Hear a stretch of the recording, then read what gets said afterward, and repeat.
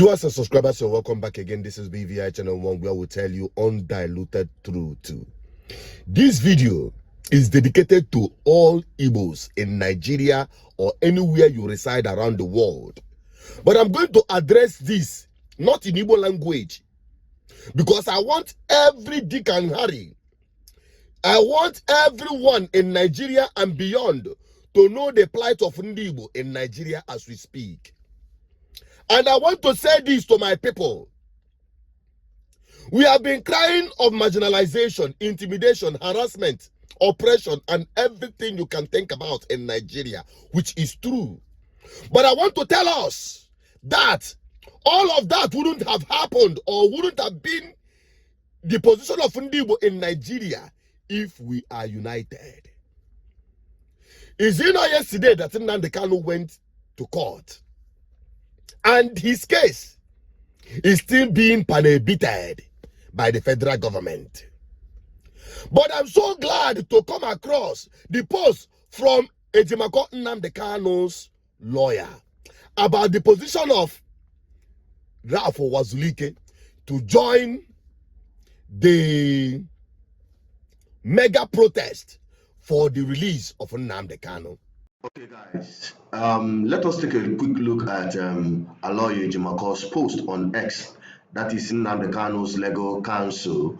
He said, acknowledging Yewole Sowore, he said, I hereby step forward to march with you to Asorok to peacefully and visibly demand justice for Nnamdi Kanu, who is with me in the Igbo. That is Aloy Ejimako sending this message of tweet to Omoyele Sowore in reaction to his demand and pushing for Nnamdi Kanu's release by marching to Aso Rock. Now, this is where I want you all to take a look at. This is Aloy Ejimako in continuation to that very proposal by Sowore. He said, dear indomitable Omoyele Sowore, the great march for Nnamdi Kanu you proposed has netted a prominent volunteer in the person of Chief Ralph Uwazurike Leads. This video says it all. Fraternity counts. Reconciliation is smart. Solidarity wins. Let's go. Now, as I speak, some Mumu Igbos are still antagonizing Uwazurike up till now. I've listened to the court appearance of Nnamdi Kanu today, and listened to the representations made by his lawyers, and which to say that I want to be part of any peaceful demonstration in Abuja or anywhere in Nigeria for the release of Nnamdi Kanu. I personally reached out to Barrister Aloy Ejimako long ago, telling him that I would want to be one of the witnesses, defense witnesses to Nnamdi Kanu. Recently, just about last week, I reminded him of my desire to be one of the defense witnesses to Martin Nnamdi Kanu. You can ask Aloy Ejimako. I told him.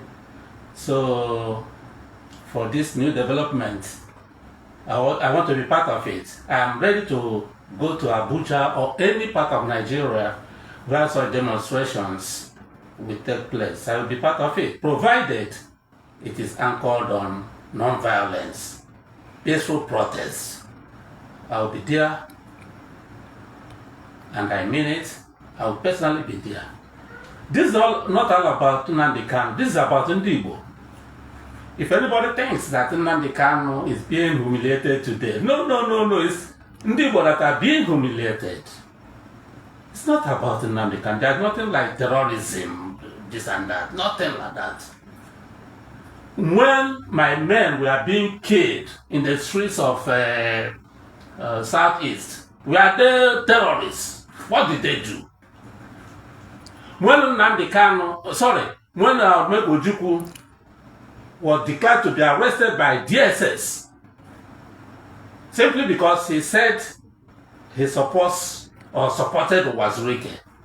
He was given a one-way ticket, economy class, to Abuja. What did he do? It was just to humiliate Ndi Igbo by commanding our leader, Odumegwu Ojukwu, to proceed to Abuja on a one-way ticket, economy class. So all these things, I know them very well. It has got nothing to do with Nnamdi Kanu.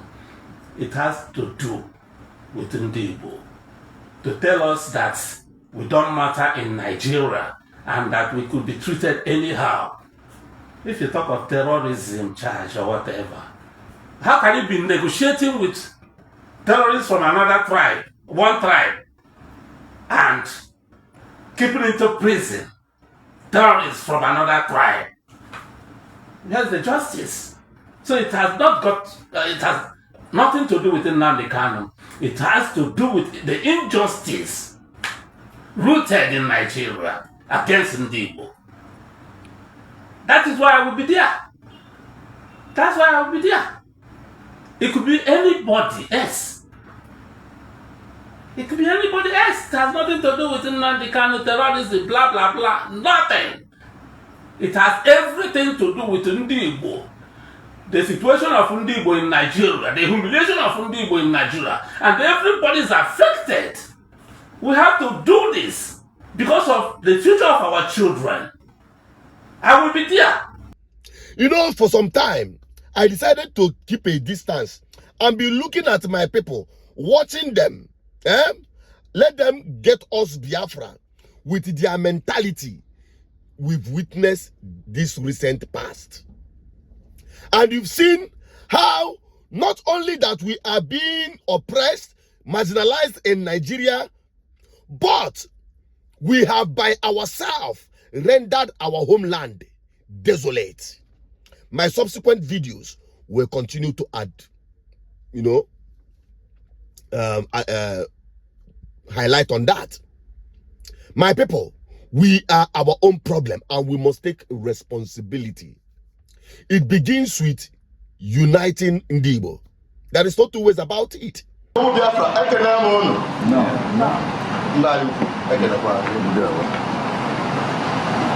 I'll call you my mentor. No one. Where you started. The very first person that brought me into this. The very first person that I met one-on-one. At West London. So one thing happened after that day. After you embraced me, you transferred some fire. I can't be Abra.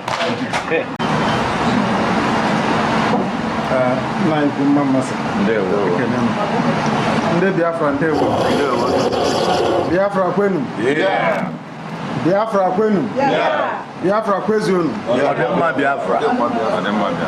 Ana m ekene unu ebe ọ dị ukwuu. Onwe na n'okwu Igbo n'ebe ka mgbanwe asụsụ. Ndị Igbo nọ. Ndị be anyị nọ. Ndị Biafra. Not because he's a boy by normal standard, but to me he still remains my son and my boy. And people love him. And when there was understanding, that was a little misunderstanding between both of us, his men started firing at me, right, left, and center. They accused me of all things imaginable and unimaginable. They said all kinds of things, that this hand, my right hand, should be cut off and roasted and given to me to eat raw. That my whole family will be wiped out. They named the date, the time, and the hour.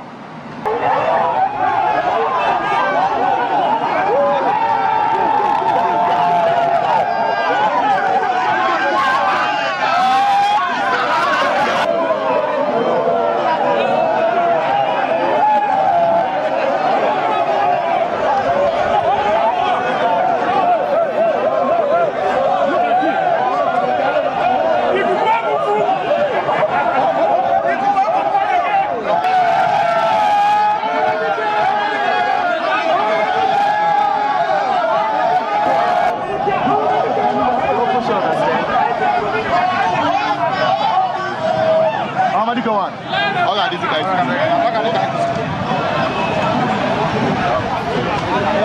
Now let's go. That is it. I have been on the front line to unite all agitators in the southeast, especially for Biafra, for the independence of our people. And I insisted, my only crime was insisting on doing things with due process, without involving criminality, opening up our doors to criminality. So because of that, I decided to stay away and watch. Let you use that mentality to get us Biafra. But we see where we are today. Now, even other Nigerians are beginning to sympathize with the position of Nnamdi Kanu because they have seen the problem of Nigeria is not Igbo, but it is the problem of bad governance. That every Nigerian is even suffering even more than Igbo in Nigeria because there is a way God created Igbo in a special way that they can submantle whatever thing that have been shown on them. They have gone through war, their land desolated, destroyed, and brought to nothing. Yet they came on top. But the rest of other Nigerians, they cannot. Their suffering threshold to survive hardship, they cannot match with Igbo. And today, they have realized that the problem of Nigeria is not Igbo or Biafra. Now they want to push for the release of Nnamdi Kanu, and some people are still staying backward. I want to tell you, the biggest problem of Igbo are the political leaders, the religious leaders from the southeast, the traditional rulers in the southeast, those of them that call themselves Igbo leaders. They are the biggest problem of Igbo. Why? Because they have failed to unite Igbo. And that is just all I want to bring to you. If you like, don't join this campaign. I am coming back again to give my full support to my brother. Not that I never supported him, but I wanted to stay clear so that those who want to achieve it will achieve it with their mentality. Uwazurike had come in. Why don't other people join forces? My people, and pursue not just for the freedom of Nnamdi Kanu, but the freedom of Nigerians from Nigeria. I'm also Gerald Peters. If you get this message, share it. I'm signing out. Bye-bye for now.